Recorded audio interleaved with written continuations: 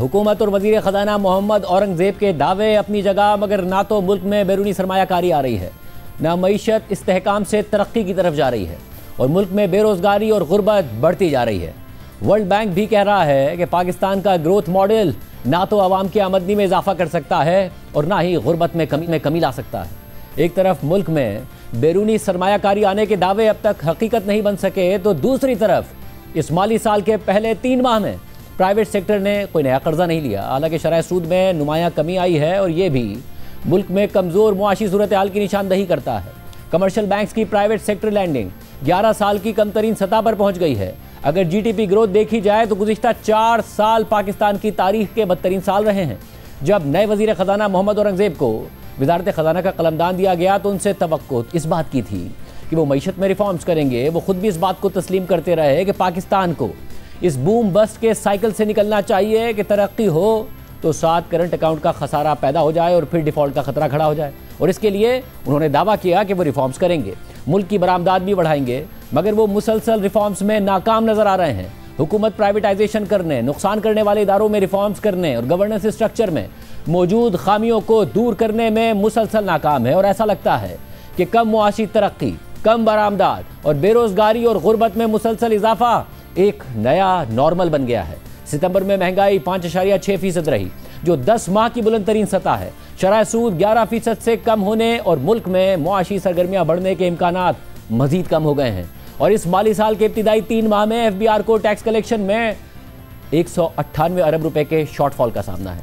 मुल्क में पहले से ही टैक्स देने वाली इंडस्ट्री इंतहाई बुलंद टैक्स दे रही है और ये भी मुल्क में सरमायाकारी में बहुत बड़ी रुकावट है। रवा माली साल के इब्तिदाई 3 माह में रिटेलर्स, होलसेलर्स और एक्सपोर्टर्स के मुकाबले में तनख्वाहदार तबके ने दुगना टैक्स दिया है। मुल्क में इन्वेस्टमेंट टू GDP रेशो तारीख की कम तरीन सतह पर है, 15% से भी कम 13.7% पर है और मुल्क में बेरोजगारी मुसलसल बढ़ रही है। वर्ल्ड बैंक के मुताबिक पाकिस्तान की 34% नौजवान आबादी बेरोजगार है, यानी 1.5 करोड़ नौजवान, और इन बेरोजगार नौजवानों की तादाद मुसलसल बढ़ रही है। पाकिस्तान के 34% बेरोजगार नौजवानों के मुकाबले में श्रीलंका में ये तादाद तकरीबन आधी यानी 18% है, इंडिया में 24% और बांग्लादेश में 30% है। गुज़िश्ता बरसों में पाकिस्तानी अवाम को 2 खतरात का एक साथ सामना करना पड़ा, यानी कम GDP ग्रोथ और बुलंद शरह महंगाई। माहिर मईशत डॉक्टर हफीज़ पाशा के मुताबिक पाकिस्तान में 75% अवाम एग्रीकल्चर, मैन्युफैक्चरिंग, कंस्ट्रक्शन और होलसेल और रिटेल के शोबों में रोजगार से वाबस्ता हैं। गुज़िश्ता 3 बरसों में होलसेल और रिटेल ट्रेड की औसत तरक्की -2%, कंस्ट्रक्शन सेक्टर की -1.6%, मैन्युफैक्चरिंग की -3%, जबकि ज़राअत की औसत तरक्की की शरह 3.1% रही। यानी सबसे ज़्यादा रोजगार देने वाले 4 में से 3 सेक्टर्स ने मनफी तरक्की दिखाई।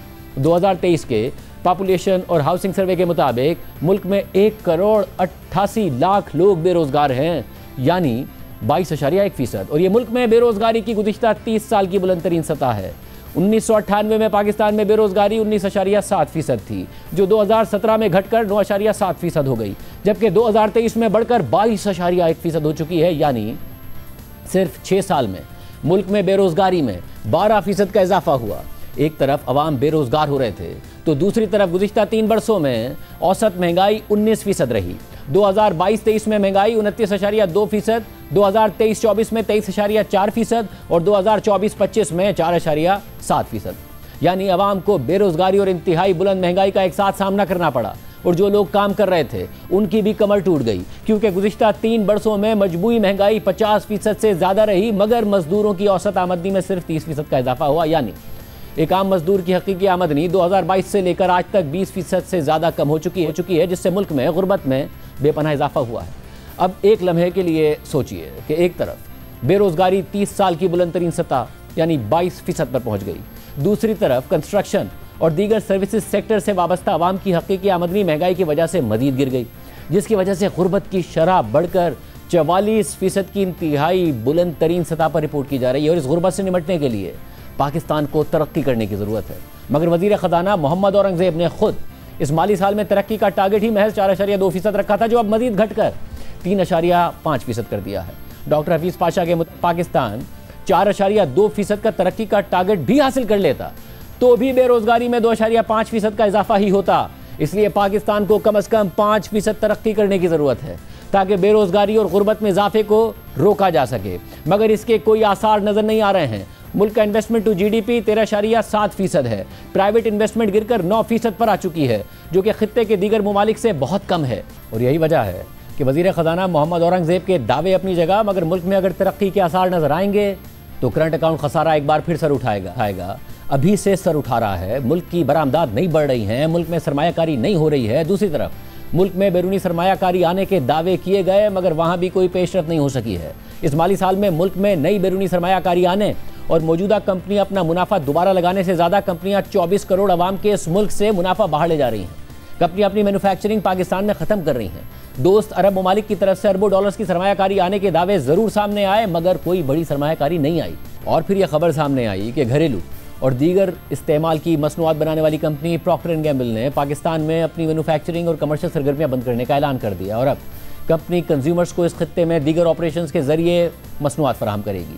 شیل، فائزر، ٹوٹل انرجیز اور ٹیلینور حالیہ سالوں میں پاکستان سے اپنے آپریشنز بیچ کر جا چکے ہیں۔ حالانکہ پاکستان آبادی کے لحاظ سے دنیا کا 5واں بڑا ملک ہے۔ پراکٹر اینڈ گیمبل 1991 میں پاکستان میں داخل ہوئی، پھر ملک کی ٹاپ کنزیومر اشیاء بیچنے والی کمپنی بن گئی۔ کمپنی کے پیمپر، صابن، سرف، شیمپو، شیونگ فومز اور ریزر کے ساتھ ساتھ دیگر مصنوعات گھر گھر میں استعمال ہونے لگی۔ مگر اب اس وقت پاکستان میں سرمایہ کاری تو نہیں آ رہی ہے، ملک سے باہر سرمایہ کاری جا رہی ہے، پروفٹ ریپیٹریشن ہو رہی ہے۔ کیسے ملک آگے بڑھے گا، یہ سوال مسلسل اٹھ رہا ہے۔